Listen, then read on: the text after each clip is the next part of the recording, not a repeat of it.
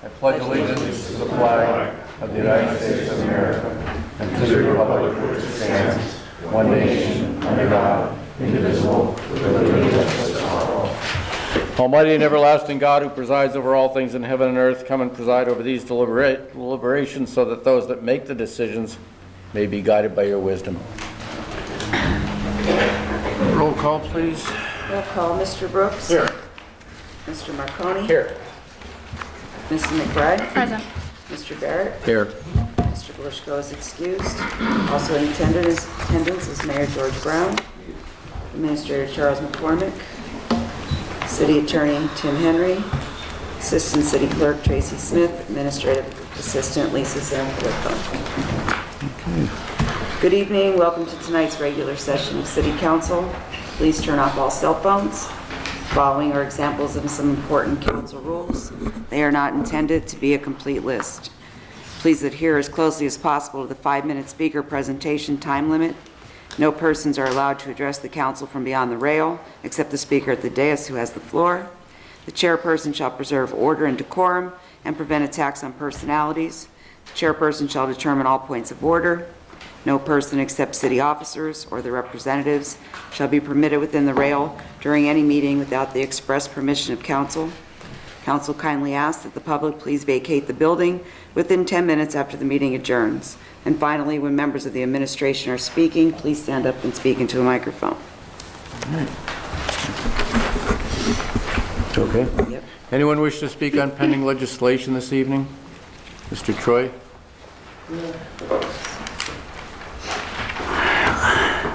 Regarding, there's only two items on there. Mr. Troy, would you give us your name for the record, please? Sam Troy, Joseph Lane. I only have comments on the white item, the purchase of the ambulance. I don't know if the mayor or somebody could fill me in on information here. It doesn't state, for instance, it states that there is going to be a trade-in and a deduction for the trade-in. Well, I assume that you wouldn't have an RFP, but there would have been bids on this. I'd like to know that if that's possible. I realize ambulances aren't cheap, but $386,000. That's a lot of money. And it's coming out of ARP, which is being rapidly diminished.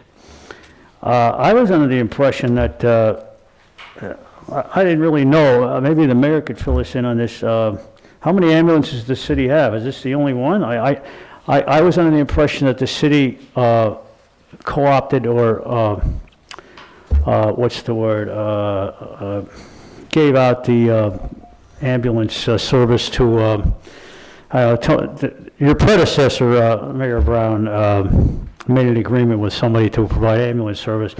So the question is this, is it just from my perspective, it seems, we had that business with the fire department getting that approval for all that construction down at the fire station. It's not to say that it's not needed, but I mean, to get separate separate shower facilities for men and women, something like that at the fire station on South Street. It seems to me that that there's still a lot of waste here. And ARP money, I realize this is go through co-stars, which I guess saves the city money, right? But it still seems like an excessive amount. And the question that I think must be asked here, it begs the question. I mean, this whole thing is whether it's really needed. I mean, it seems to me that, and again, I'm not faulting necessarily. It may be true that it is needed, but I would like maybe the mayor or somebody come forth with an explanation. This is the council's agenda, however, right? This item, Kathy? There's no difference. There's no difference on anymore. Thursday. On Tuesdays, there is, Sam. The mayor provides us with his agenda, and council has things on their agenda. So now it's just an amalgam of the two. That's a good word, amalgam. Anyway, I just wondered if somebody could fill me in on that, because I would like to see the ARP money going more directly for public use. I mean, I realize ambulance service is important, but as I said, I thought that the service was contracted out. I wasn't even aware the city had an ambulance. And is that the only ambulance? And if it is, again, the question should arise whether it was really necessary. I assume also, Mayor, or whoever's responsible for putting this on the agenda, that this is a new vehicle, although 2022, for $386,000, I would assume it's new, but I don't, I would just, see, these are the kind of things that just a general comment on agenda, it seems to me that there's the transparency sometimes is very lacking on the part of your city council people and the mayor. Not all specifics are revealed. I mean, you may have it back there in your part of the agenda, in your copy of the agenda, but we don't have it here. And the sense of accountability must be focused on here. People have a right to know where their money is being spent, how their money is being spent, and to come out of the ARP like this, it just seems like, and again, whether or not it was necessary something else, whether it was put out for bid, whether it's a new vehicle, these things have to be asked, or if not answered, then specified in the agenda resolutions. And I still think, just finishing up now, a general comment on agenda, public comment period. Tonight it was enough, 5 minutes, but generally speaking, when you have a lot of items on here, it's certainly not. The public should be granted more time to give their views on the agenda. Thank you for any questions of mine that you can answer. That's all I have. Mayor, if you wish.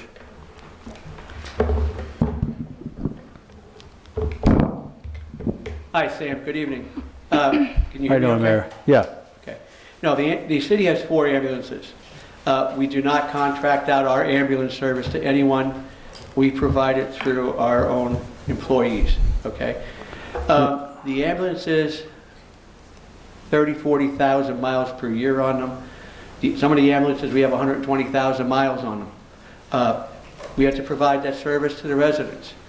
And Sam, this ambulance is co-stars, meaning it's the best price we can get. They are in great demand. What I ask you to do, or suggest you do, Tuesday we get into all these details. When at the Tuesday work session. Yeah, if I could make it. No, just let me finish. I'm sorry. Go ahead. At Tuesday we have a breakdown of the costs, everything that's involved in the makeup of that ambulance, and I had Chief Delaney here. So any questions that anyone would have had, Chief Delaney could have answered. Like council had several questions, okay, and Chief Delaney helped answer those. We have 4 ambulances. We have one right now that's out of service. We have another one that's in really bad shape. I have to, as the mayor, provide that service to people. And Sam, I'll be honest with you. I was in an ambulance one time. I had to call an ambulance. My wife called for me. It's the best service you're ever going to get. These people are highly trained, and they know exactly what they're doing, and they save lives every single day. So, to answer your question, we provide the service, meaning the city of Wilkes-Barre, high end of service to everyone that needs that service, and we every 2 years or so we should be replacing ambulances. Well, I'm trying to get 2 more, Sam. Okay, I applied through American Rescue Plan through the county to try and get money for one. I'm trying to get one through with council's approval tonight to use American Rescue Plan money. I have to have functioning ambulances for the people that need it in this city, and I feel very comfortable about this. It's the best price we can get, and we were lucky enough to get one that's coming off the assembly line in March. Everybody's looking for ambulances, everybody. So this is something that... Could I just ask one question? Just one thing? Tony George subcontracted the service out to somebody, so that contract is, I forget the name of the company. No, he did not. What was it? So that's gone? That never existed. Huh? He Never didn't happened. subcontract out our ambulance service. He didn't that's the wrong word, but he gave it to somebody. No, what he did is, he had an agreement with the ambulance provider that if all of the city's ambulances were too busy to respond, they would then get the call. But we never privatized our ambulance service, and I think it's the best service we can provide. So my goal is not to privatize it, Sam. Let the people that are highly trained take care of it, just like our police department. Thank you, Mayor. Thank you. Anyone else on pending legislation? Angel Mathis, excuse the voice, but I'm here, well, you answered one of the questions that I had is, one, if it was new, and I see it does go through co-stars.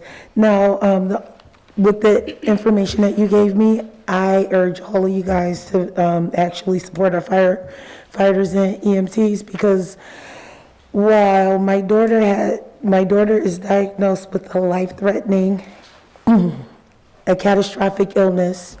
I've called the ambulance services several times a month when I lived on North Main, and the service that they provide is excellent, but it would be even more excellent with updated equipment. So please vote for it. Thank you. Thank you. Anyone else on pending legislation? Hello, Tony Thomas. I also want to rise in supporting the passage of the new ambulance. I think it's very important for the city to purchase the best equipment at the best cost possible, especially when dealing with something that deals with emergency services.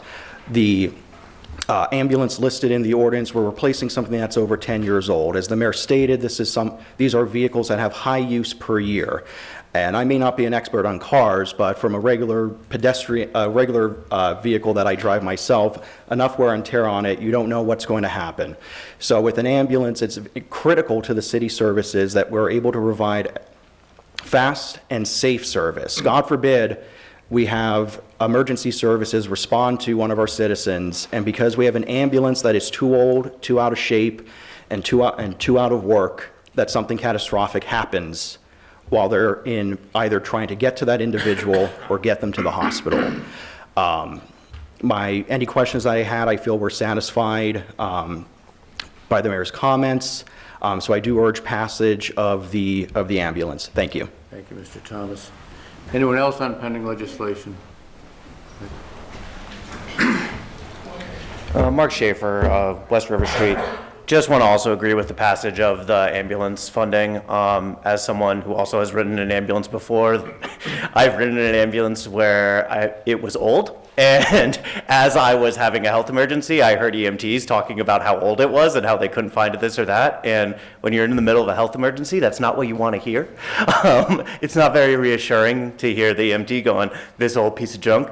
So I think it's very important that we provide health care to our citizens. And as Tony pointed out, a 12-year-old ambulance is a little concerning. So this seems like a great use of recovery funds. It seems like exactly what it's meant for. So yeah, I hope you vote for it. Thanks. Thank you, sir.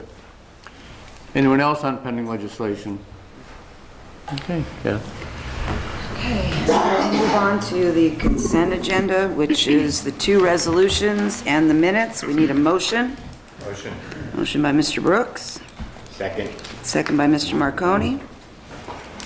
Mr. Brooks? Yes. Mr. Marconi? Yes. Mrs. McBride? Yes. Mr. Barrett? Yes. Resolutions pass. Yep. and Okay. Council presentation. Mr. Brooks, anything this evening, please? Nothing since Tuesday, thank you. Thank you, sir. Mr. Marconi? Just one quick question. Charlie, North Main and Johnson Streets at the tracks. Thank you. They were done. I appreciate that, my friend. Thanks. That's all I have. Thank you. Mrs. McBride? Yeah, just one thing. How updated is our list of boards and authorities in terms of vacancies? I know that the administration was working to actually compile a database for our boards and authorities to see where we're at, so I just wanted to check in on that. Beth, you had asked that. Right. Yeah, I might blast you with this. You brought that up a couple of weeks ago, and since then we put... I didn't bring it up, someone else did. Oh, someone else did, Yeah. okay. I forget who it was. Anyway, Their mail. we put it out in the paper, and we put a notice out that we were asking for people to apply. We have been receiving applications. As a matter of fact, tonight, I got one tonight. So Okay. is that the function that tonight someone gave it to me? So people are responding now. My goal is to fill up. If someone's outdated, they can stay on that board until they're replaced. Okay, so we're working on doing, and Lisa's doing a great job. She's putting them in a book. We can review them and, interview people. Okay. Okay, Sounds so we're good. working on it. All right, thank you. That's all I have. And the only thing I have is just a general announcement. If anybody knows anybody who's interested in applying to be a police officer in the city of Wilkes-Barre, and thank you, you reminded me standing back there. We are taking applications until March the 16th. I wasn't quite sure that date, so the applications can be obtained right here in City Hall and online. And online, it's an excellent opportunity for anyone that you know or maybe yourself may be interested in being a police officer. And that is all that I have. Okay. And I got Mr. Tony Thomas.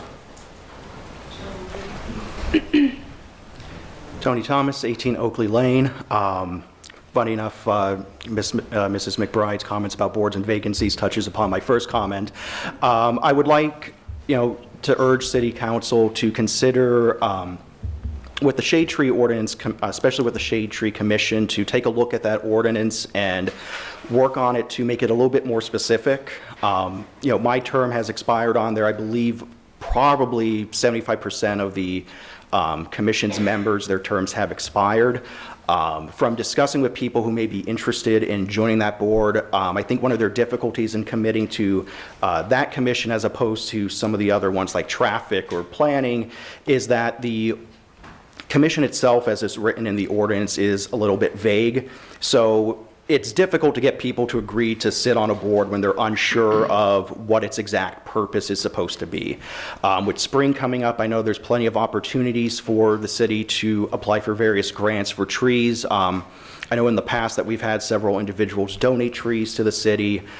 So I think having a little bit more specificity with that ordinance would help get more people involved with being interested in applying to that commission. Second, I want to commend the city in, from what I've read in the paper, in planning of the St. Patrick's Day Parade. I think it's very exciting to hear that we're going to have balloons and, having a big event 3 years separated from the pandemic, trying to make it the most fun and engaging for our residents. I think it's one of the best things that we can do at this point in time. I'm glad to hear that the balloons are being done in part with sponsorships, which I think is smart of the city to do to help keep down costs of those balloons. I think it'll, St. Patrick's Day brings out hundreds, if not thousands, of people throughout the city to celebrate. So having something that's very family friendly and engaging for our citizens, I think, is a very positive thing. And I hope in the future, the city can continue to work on various festivals and other events to bring people downtown to the square. In part, you need to create a reason for people to come downtown. St. Patrick's Day is already a great opportunity we're taking advantage of. I'm optimistic with the plans of the city moving forward that such things are in the works. We have a great multicultural parade. We've had some other great events down there like the Oktoberfest, and I hope we can continue to create those type of opportunities for people to come down, spend some money at our downtown businesses, and enjoy being in the city. Third, sort of going along with that, again, optimistic to see some of the progress we've made in the city with small business, particularly with Abide Coffee Shop. It's great to have such great small businesses in this city. I'm very glad that they expanded their hours because one of the challenges with downtown Wilkes-Barre is sometimes some businesses, they close at 5. So it's great to see something downtown that's open till 7, that's doing some creative ideas like bringing in live music, board game nights, and I hope that the good work that the city has done with small businesses continues and extends to other opportunities. We have a lot of work to do, but it seems like it's progressing in the right direction. And walking around the city in the past couple of weeks, it's also encouraging to see more small businesses open in the city, particularly on Hazel Street. It's great to see, so many barbershops, tax services, new restaurants down there. So hopefully, as the year progresses, we can get some more opportunities there and work with some partners to bring some more businesses back onto North Main Street in the North End and help rebuild part of the businesses on East Main Street and Miners Mills that have been lacking for some time. Thank you. Thank you. Mark Schaefer.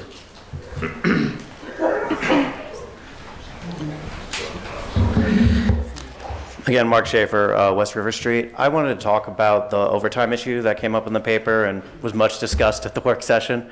I understand that, as the mayor pointed out, a lot of this is covered by union contracts, so there's limited things that he can do. But one question I have is, what is the documentation that these overtime hours were worked, especially for some of the people on there who, if you average out the number of hours they reported, that would imply they're working 93 hours a week, every week, all year. And I mean, that sounds incredibly suspicious. I don't know anyone who works that many hours. Like, I know people running for office who call to either have a day job and then also run, and they work a lot of hours, but even they don't do 93 hours a year. So I'm wondering, what kind of documentation do we have that those hours were actually completed? Is it just old-timey punch clock? You put your slip in, it punches when you leave. You pull it out, it punches when you leave again. Because I'm kind of suspicious that someone worked 93 hours a week. For those, if we do consider any type of reform, which I think is clearly needed, it's pretty clear that some of these, if you look at the number of hours that they've worked and the length of their tenure with the city, some of these people are here from before when the contract was renegotiated, so it stopped being their highest earning years to determine their pension. So some of these people are clearly trying to just get that max rate so that they can get the biggest pension possible. So that's both going to hurt us in our annual budget in terms of their payout, but it's also going to hurt us for years down the line when we're paying them over $100,000 a year in their pension. So I think we need to make sure that the overtime is better distributed. I understand, like I said, that a lot of that just goes to seniority because of the union contracts, but I think we need to talk with some of these people and making sure that it's not just one guy getting all the overtime. I understand, like, when I look at some of these people, like, one of them's a paramedic. Obviously, he's working his butt off. That's a hard job. Some of the DPW guys, they're having to do overtime when they're short-staffed. And I'm glad to hear the mayor's hiring more people to address the short staffing because, as we all know, that's a big reason for overtime all the time. If you don't have enough guys, you can't finish the garbage route. You can't have enough officers to do all the patrols. So if we're hiring more people, I'm glad to hear the mayor's doing that, and hopefully this will die down. But in addition to hiring, I think we need to look at what we can do to make sure that people are working all the hours they're claiming, making sure that the hours are absolutely necessary.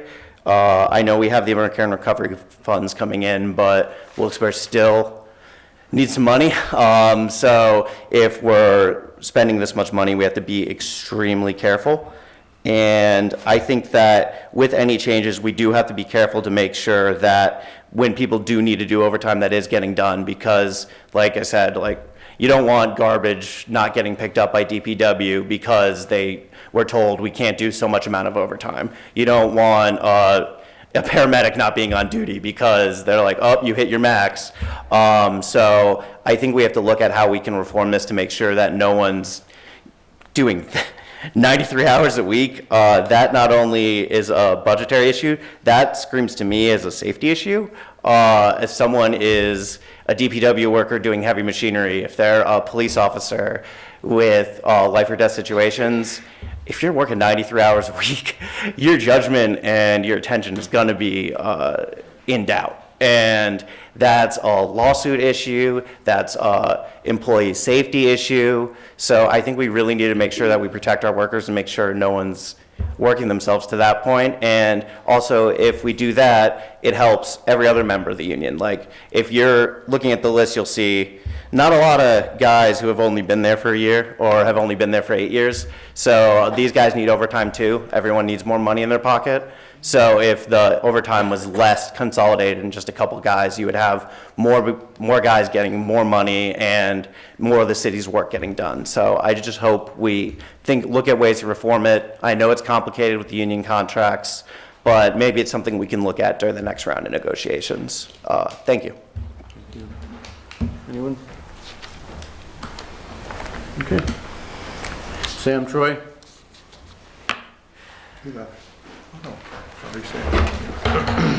Sam Troy, Joseph Lane.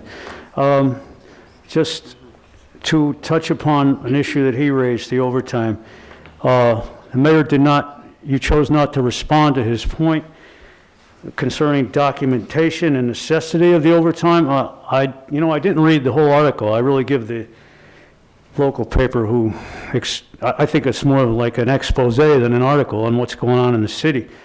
I'm extremely upset over this as a taxpayer and a resident, that this overtime is obviously getting out of hand. Look, I mean, sometimes it's justifiable. I don't deny it. Could the mayor possibly answer the question that this previous gentleman raised about, is there any documentation to confirm some of these hours, the necessity for this? I don't believe there is. Well, another question that I think it must be asked, is this documentation, documentation, is this overtime being permitted under a previous collective bargaining agreement? Or was this always the policy in the city? You 5 people sit here, there's nothing on the agenda. Don't you think aren't you upset a little bit over this? You, for one, seem to be pretty conscientious over outrageous spending, unnecessary spending. I mean, when people in your district are struggling, in some cases, not everybody, but a lot of people are struggling to make ends meet and even put food on the table, maybe facing foreclosure, that certain employees of this city should get that, what was it, 1.4 million or something like that? And if I'm not mistaken, Mayor, all of this overtime counts towards pensions, correct? This is all goes towards to vesting the pension. I got to think that this is the only city in the county, if not the whole state, where this thing is so out of hand. I mean, it is really out of hand, and it is a disgrace. And again, I'm not saying it's not justifiable in every situation. Okay, people, DPW, whoever, got to work more hours, pick up more garbage. Maybe the police are on extra call or something. We do have a lot of policemen. We have, 83 or something, 90 or something? I think you owe us an explanation, Mayor. And I also want to touch in my time remaining on a couple other things. But, what could be done here, Mr. Henry? Let's say council was a little upset over this issue of the overtime. Could council pass an ordinance to form a committee to look into it, or to ask? I mean, is there a dialogue? I never see any, at least when I'm not here for the work session, but there is some dialogue then. But can anything be done on the council level to look into this? I mean, to see what's going on. Is it justifiable? Can it be contained? That's the question. I think it should be contained, don't you, Mayor? And I asked, as a taxpayer and a consumer, and somebody who's hurting along with other people, I'm not trying to cry on your shoulder, but I asked you personally, since you are the chief executive, since we have a strong mayor form of government, I don't think necessarily, I'm starting to think that the strong mayor form of government here is a big mistake. This charter ought to be tweaked. Maybe we should put something on a referendum here. I'm not saying it's all your fault. It's just the nature of the system, the nature of the beast. But I asked you personally, I said, would you consider, please, giving us an extra 30 days for the 1% discount on the property taxes? Would you consider giving senior citizens maybe, and people who are on limited incomes, an extra 0.5% or something to come off their property taxes? Would you consider lowering by 0.5% the wage tax, which hardworking people are finding it hard to meet with inflation and the utilities getting out of hand? I mean, you agree those are problems, right? And you claim you've done a lot for us with giving the $300 is a drop in the bucket, Mayor. Some of this ARP money, I think, should be redirected towards the consumer directly or indirectly in other ways. I have a couple other suggestions, and the final suggestions as to how some of this ARP money should be spent. I'm not denying that an ambulance is necessary. If it's necessary, okay. I'm just asking for details. What was the value of the trade-in and so forth? People seem to think I'm some kind of bugbear here that's trying to, that's always criticizing. But look, how about an energy audit, Mayor? Several years ago, you as councilman voted for that $6 million project. I forget the name of the company now. To Johnson Controls, right? To improve the efficiency of the city's operation. I think we desperately need to reduce the city's carbon footprint, and at the same time, God forbid, save money on energy efficiency, whether it's in buildings or vehicles or whatever. I have other ways. If you can take a ride down in Carbon County, I think you have to go, Mr. Brooks, and see the town of Slatington and what they're doing for historical preservation. That's my time. But thank you for your attention to these matters. council had considerable discussion on the overtime issue on Tuesday. I don't know. There is one? There was. Oh, there was, I missed Yeah, it. and the mayor did address it with council. I didn't see anything in the paper. We, as long as the mayor have concerns, we, as well as the mayor, have concerns about the overtime situation. And unfortunately, you weren't here, but it's not that we didn't address it, not that we aren't concerned. Could you tell me what's being, anything, if anything is being done to address it, or? Well, that I can't tell you exactly what's being done, but we've been assured that there are steps being taken to minimize the amount of overtime in the future. I don't know if the mayor wishes to address that. May I just add one thing? Sure. Also, too, this isn't an issue that we were just made aware of, within the past week through a newspaper article. We've been aware of this issue for years. And, For years? Well, yeah, I mean, we spoke about it, myself, Mr. Marconi, and Mr. Brooks spoke about it during our first budget session with this administration. It was one of the main things that we wanted to address. And, it's a systemic issue. And I think that, obviously council's powers in this regard are very limited. But, again, I'm hoping that there can be some sort of reform done because, frankly, it's embarrassing to see Wilkes-Barre, in a headline on the newspaper under the headline, $800,000 for overtime for top earners. And that's just for the top earners, to keep in mind. It's not all, that doesn't encompass all overtime across the city. So yeah, I'm upset about it. I think we all are. And I think it's just a matter of, finally getting to address this issue that's been going on for years. So that's all I have. Mayor? Yeah. Sam, let me start with the last question you had about helping out the residents of the city of Wilkes-Barre. Can you hear me okay? Okay. I've mentioned this numerous times. You've brought it up numerous times. We've given $7.1 million to the residents of the city of Wilkes-Barre. I got $37 million. We gave 20% away, $7.1 million. Not just the 8,400 stimulus checks we mailed out. It's the $1 million we gave to the agencies that provide homeless shelters and food and other things to people. It's the other things that we did helping people start businesses or remodel their homes. 252 people remodeled their homes using that money. So we're the only city that came up with a plan like this, and we utilized $7.1 million that we put together for this package. So we did give a sizable amount, 20% of the money we received, American Rescue Plan, given back to the people of the city of Wilkes-Barre. As far as overtime, I don't want to spend this much overtime either. We do not have the ability to change the way that overtime is being asked or received by the departments, okay? That's something that's already in the collective bargaining agreements, and there's other reasons why we can't change that. Give me name those other reasons? Mr. Troy, let him finish. Sorry. So what I'm saying is, we've had an abundance of people in different departments that we've had to fill their openings. You want to talk about the police? We've had several terminations that we had to use overtime to fill. We have people on light duty. We have to fill those positions. We have people in DPW. We had openings in there. We had several openings because we require people to be CDL or working toward the CDL. There's reasons why we had to use the overtime.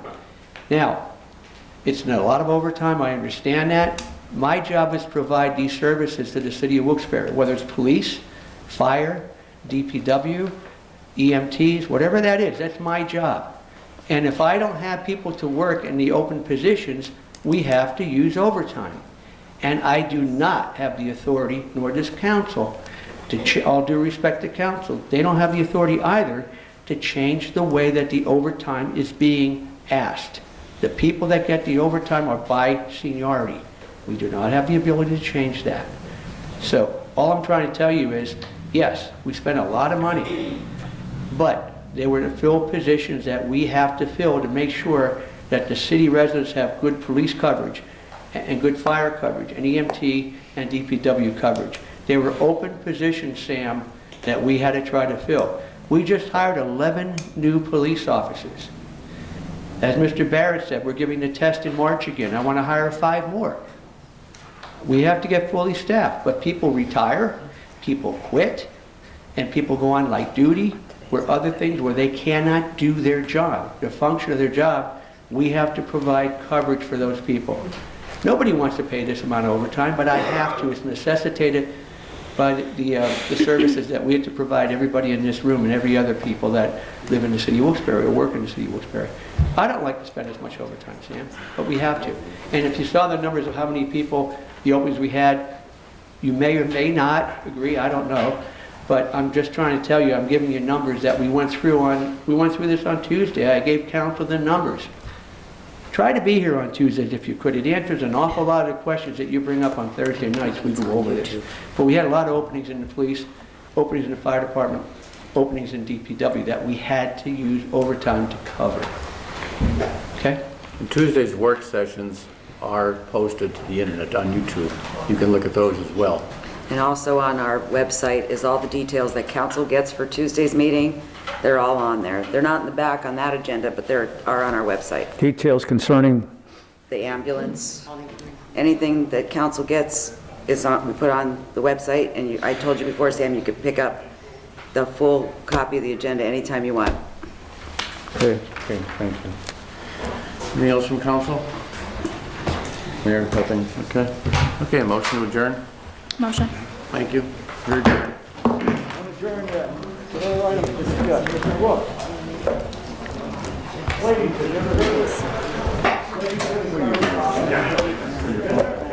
Yeah.